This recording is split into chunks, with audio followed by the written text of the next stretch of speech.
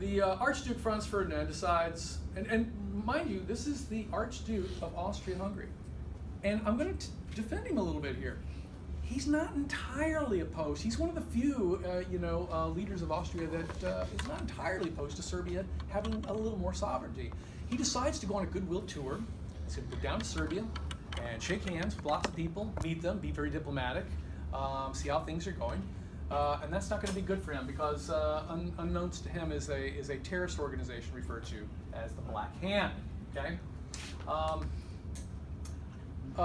This is Gabriel Princip. This is the assassin that is actually going to take the life of Franz Ferdinand on that day.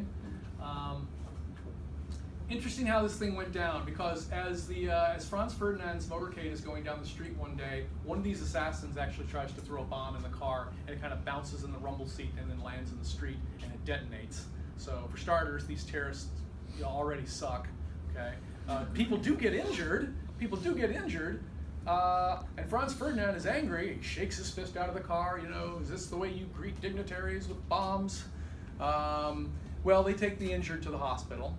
Franz Ferdinand decides, I'm going to go meet these folks at the hospital and shake their hands and let them know I appreciate them being there and I'm sorry for what happened. And then when they leave, their motorcade gets lost.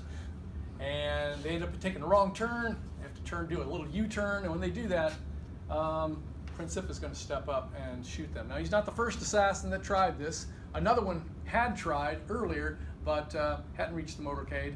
And after he failed, he felt rejected. He ended up taking cyanide, which failed. All it did was make him sick. So he promptly ran into the water and tried to drown himself, but it was only 3 feet deep. So far, these terrorists are, there's a learning curve, okay? Princip actually succeeds, though. Steps up to the car, point blank range, shoots Franz Ferdinand, shoots his wife. Franz Ferdinand's last words to his wife were, please stay alive for the children. They had kids. Both of them died. And then Princip promptly takes cyanide as well. Of course, he doesn't die. He gets sick also. But then they rush him off violently to the prison. Yeah, Brandon. Wasn't there a guy who didn't he get stabbed? I don't know if this is with this, but he got stabbed and then he caught his guns in his hands. Oh, that's Rasputin. Yeah, that was Rasputin. That's another story. I'm just thinking of assassination. Yes, Rasputin, whose last part of the name is Putin. Okay. I don't know what that meant. I don't know. Just thought of Putin and Rasputin there. So, what was Austria's response? What are they going to do? They're angry now. How dare you? How dare you, Serbia? Why didn't you tell us there was a terrorist group down in Serbia? We had no idea.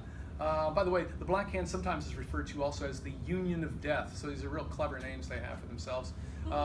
And so Austria demands, they're going to make demands of Serbia. We want to come down there, we want to do an investigation, you need to stay out of our business, and you need to let us do it this way. And they issue all kinds of ultimatums and demands, fully expecting Serbia will not comply.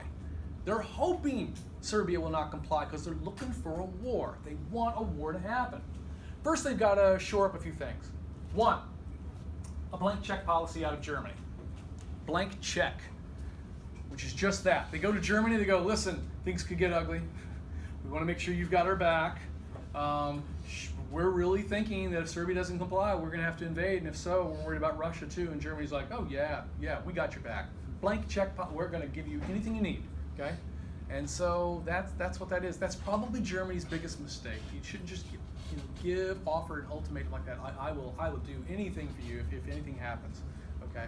By the way, after World War I is over and the Treaty of Versailles is signed, do you remember what really angered Germany more than anything else about that treaty? Well, they did have that reparation. That hurt them more than anything, but there was something else in it that they really hated. It was Article 231, and it said something. They had to accept blame? They had to accept entire blame for the war. Okay, that really stuck in their craw, because as far as they were concerned, Austria is the one who set this up. They were just honoring their diplomatic agreements. Okay, so that was the irony. So did Germany really start the war? And some historians will argue, well, kind of, sort of. Okay. We'll talk about that in just a second. So Austria basically issues this ultimatum to the Serbs, designed so that they would not accept them. At some point, Serbia kept saying, all right, we'll let you do that. Okay, we'll let you do that. Okay. There is a point where Austria was getting so frustrated, they're like, oh my God, they're accepting everything. I mean, we can't get a war started, essentially with hand grenades and gasoline. I mean, we can't get anything going with these guys.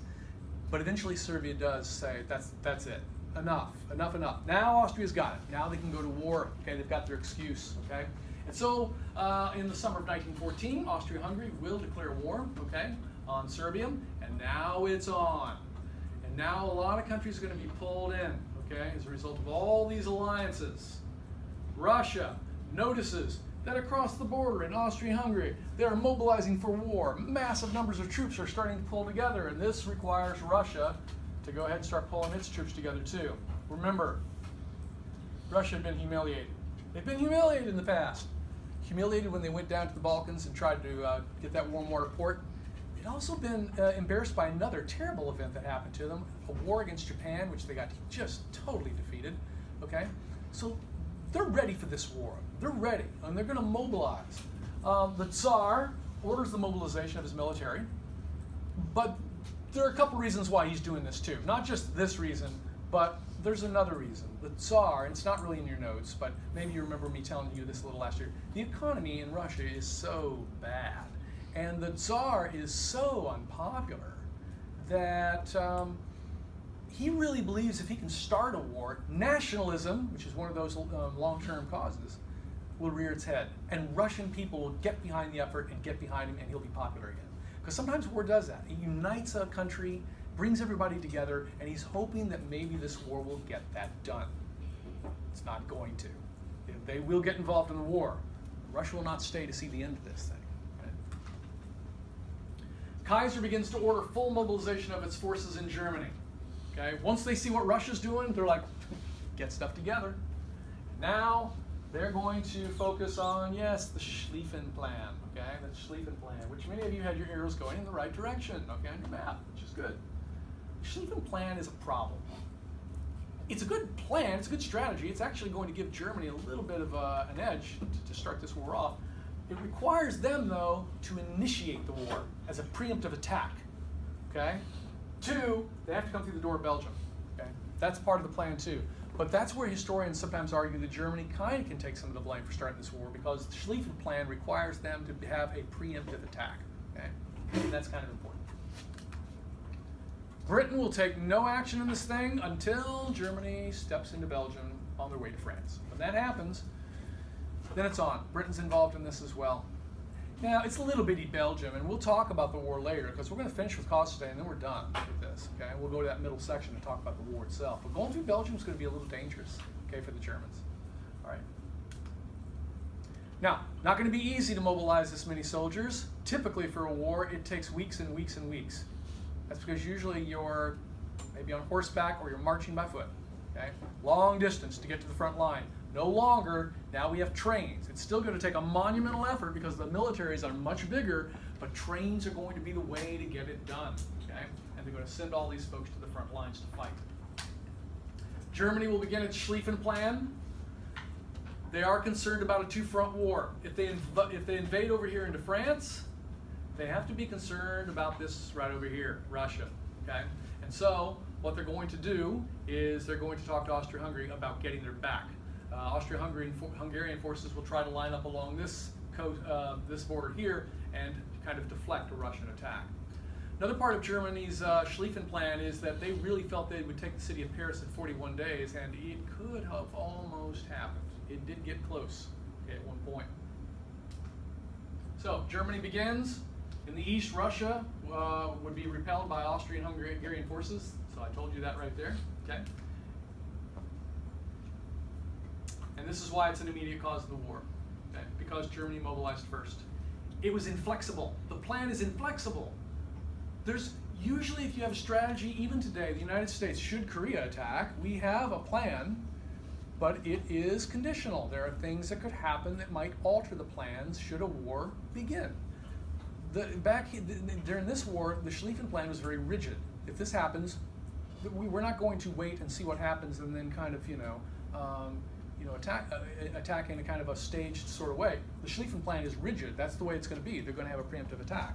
Okay? And that's not necessarily a good thing. That's an immediate cause of a war. France will have Plan 17, which is right here. The thrust of the attack will go right through the center here. Okay, right through the center. Hey, Mr. T. Hey, how we doing? everything good? What's that? Everything good? Oh, all good. Yeah. Thank you very much. Hey, you're quite welcome. Happy to do it. So Plan 17 requires you to go right through the gut here.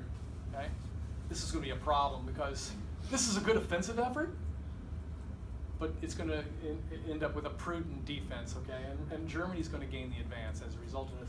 Why are they so interested here, do you think? Any idea? I don't know how well you guys know some of this this war history here. There's a little region there, Alsace, and another area called Lorraine. These two places have gone back and forth between France and Germany for a long time, for a couple centuries. You know, Germany would come over and conquer it and take those regions, and then France would get into a war with it later and conquer them back. Bismarck later would defeat France against Napoleon III and take them back again. France wants those areas back. They want Alsace and they want Lorraine, so they want to go in there and take them back. Okay, that's the thrust of their attack. So that's what part of the Plan 17 is with France. Okay, there we go. All right, we are wrapped up. Stretch your legs.